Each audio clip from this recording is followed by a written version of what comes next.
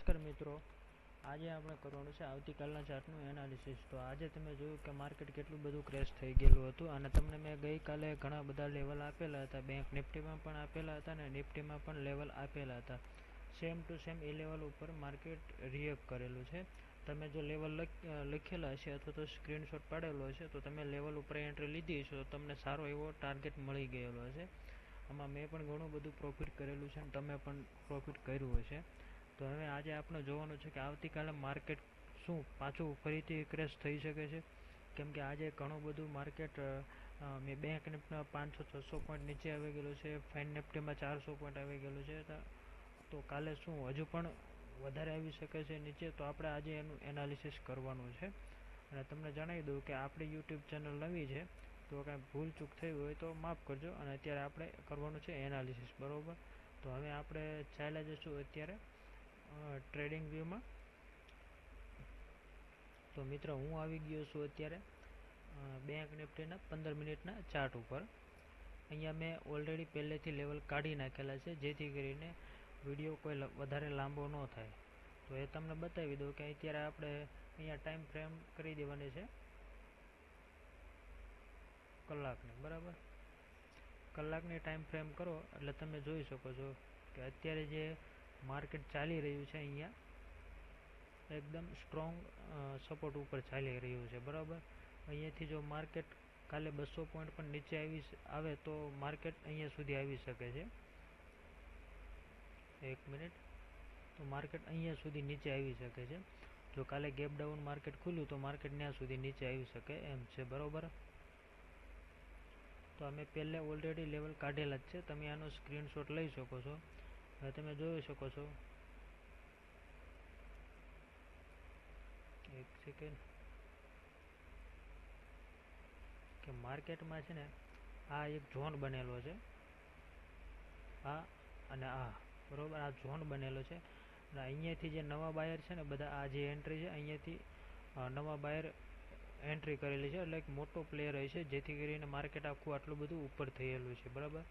તો હવે આપણે જોવાનું શું છે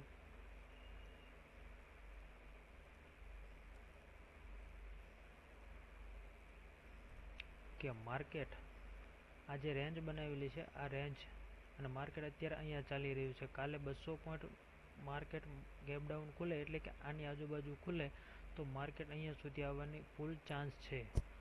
તો મિત્રો, આ મેં લેવલ કાઢેલા છે, તમે સ્ક્રીનશોટ લઈ શકો છો, બરાબર. આ લેવલ મેં કાઢેલા જ છે, તમે સ્ક્રીનશોટ અથવા લઈ શકો છો અથવા વિડીયો સેવ કરી શકો છો.